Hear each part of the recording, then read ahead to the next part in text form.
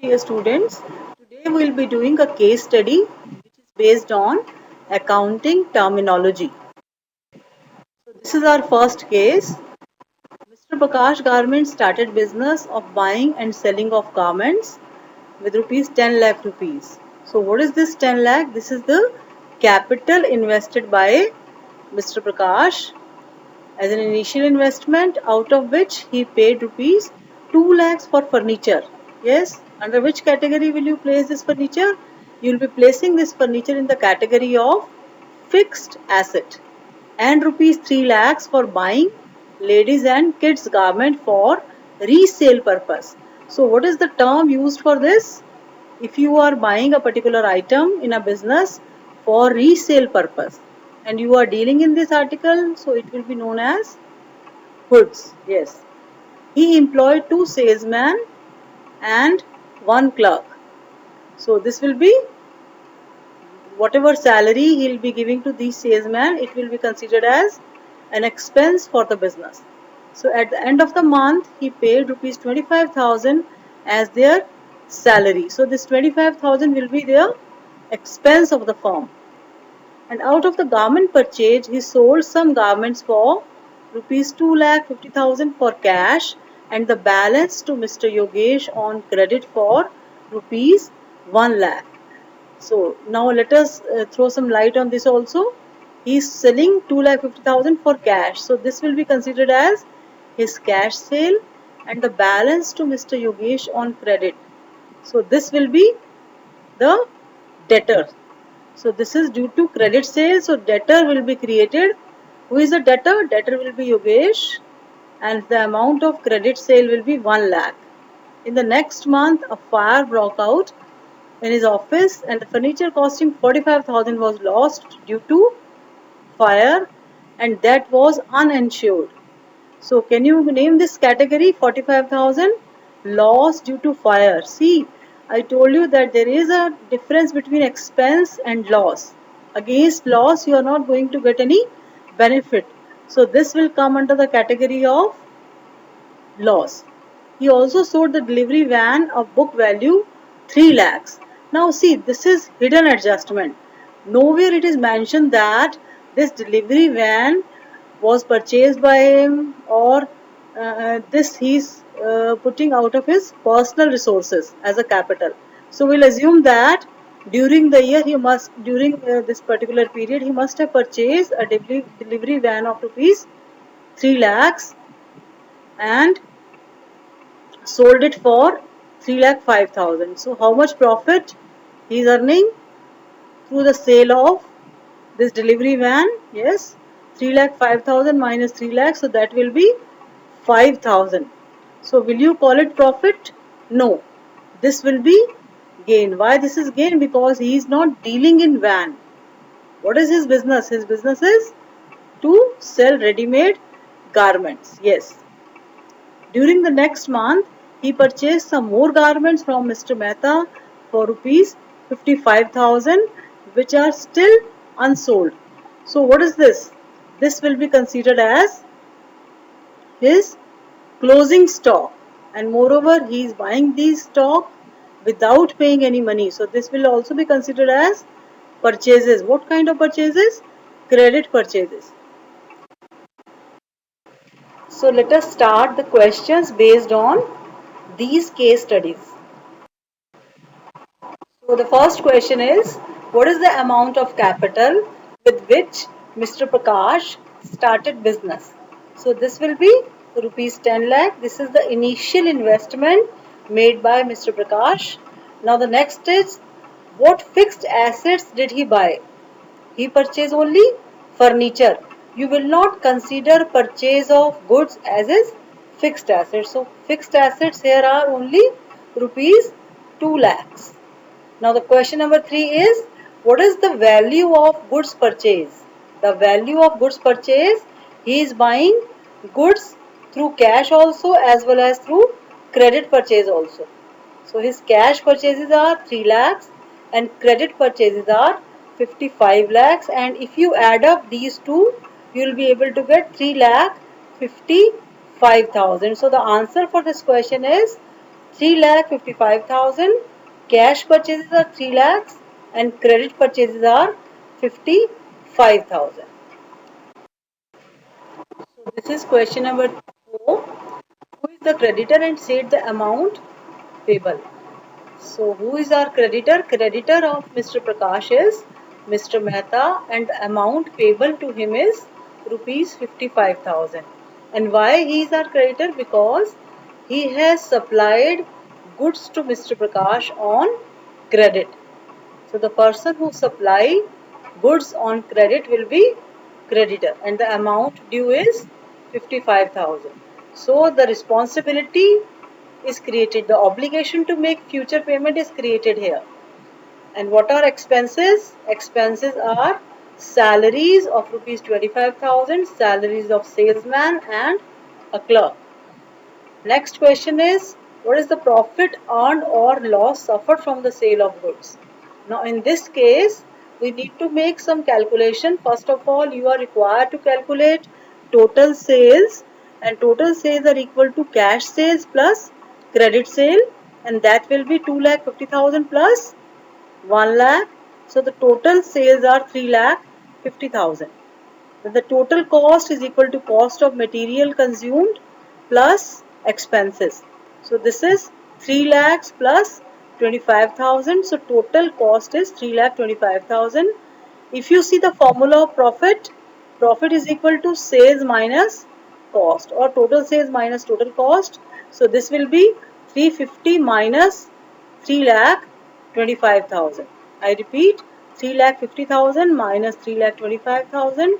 So the profit of the firm is 25,000.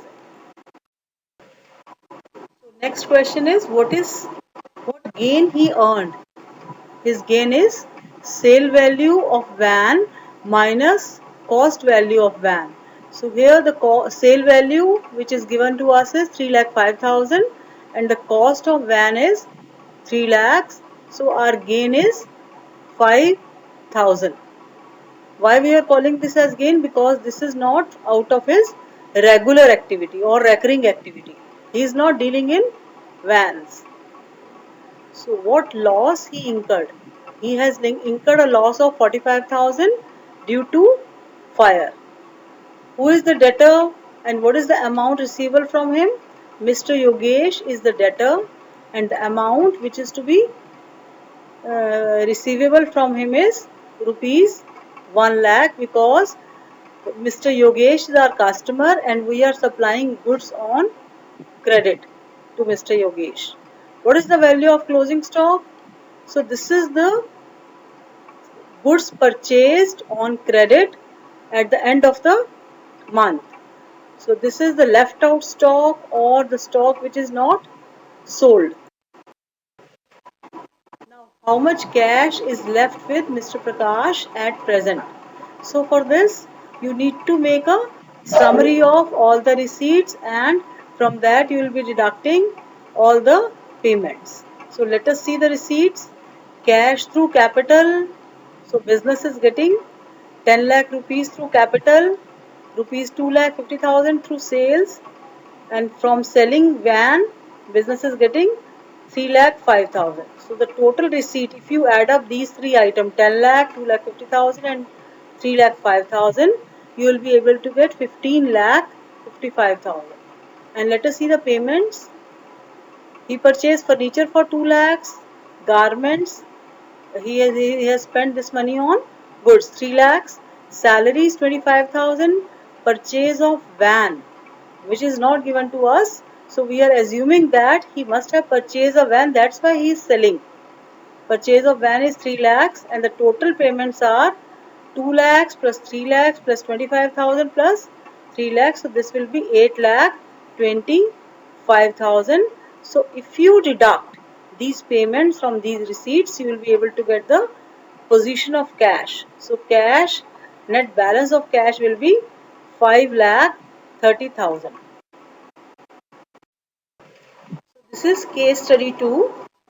It is similar to the previous one. Mr. Sunrise started a business for buying and selling of stationery with rupees 5 lakh as initial investment. So what is this?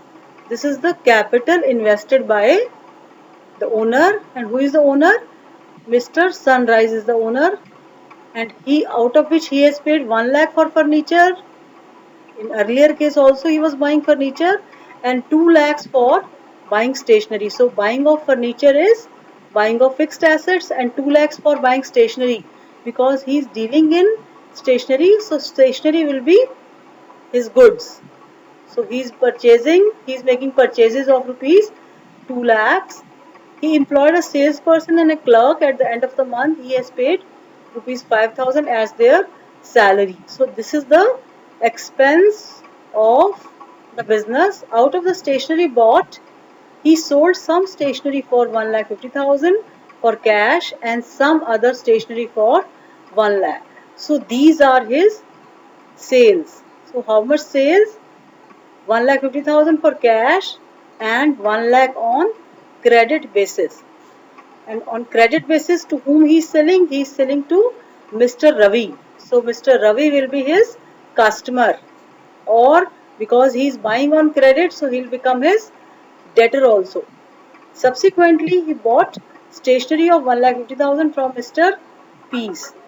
See, in this case, nothing is mentioned whether the payment has been done or not. So we assume that whatever stationery he is buying from Mr. Peace, he is buying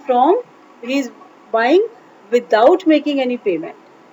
In the first week of next month, there was a fire accident, and he lost rupees 30,000 worth of stationery. So what is this? This is the loss and not the expense, because expense against expense the benefit is received, but against loss no benefit is received. A part of machinery which cost rupees 40,000 was sold for 45,000. So here also he is earning a gain of 5,000. So let us do the questions based on this case study.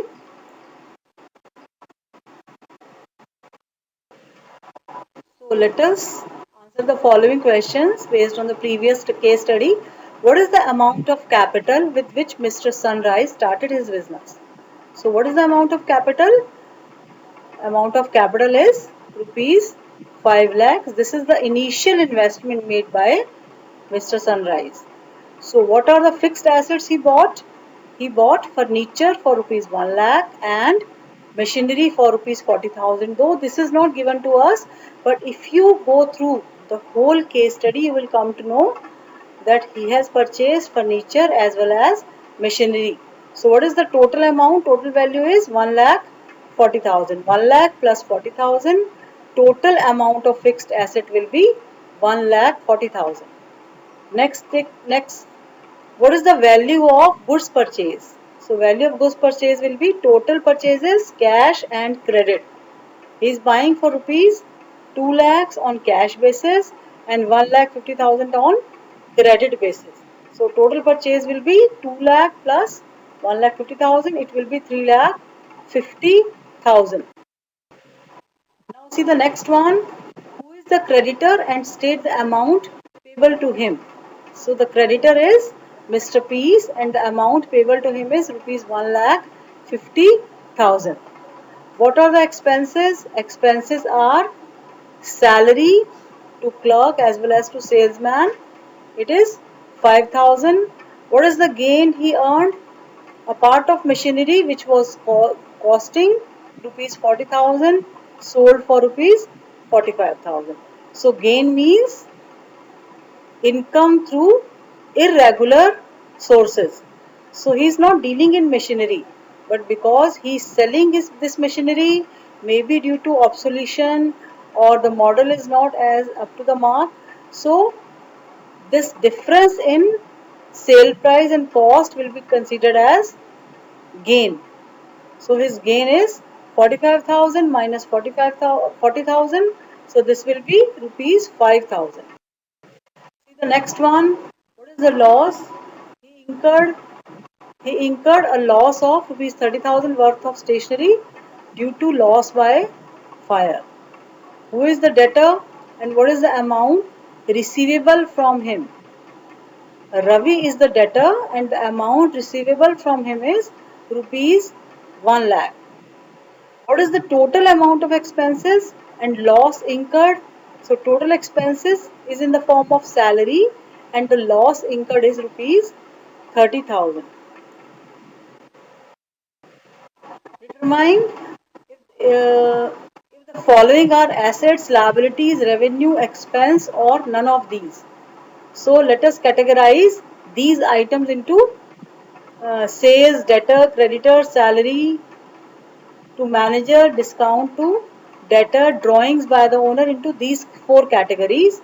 So under assets, your debtors will come, under liabilities, creditors, revenues, sales, expense, salary to manager and discount to debtor. So that's all for today.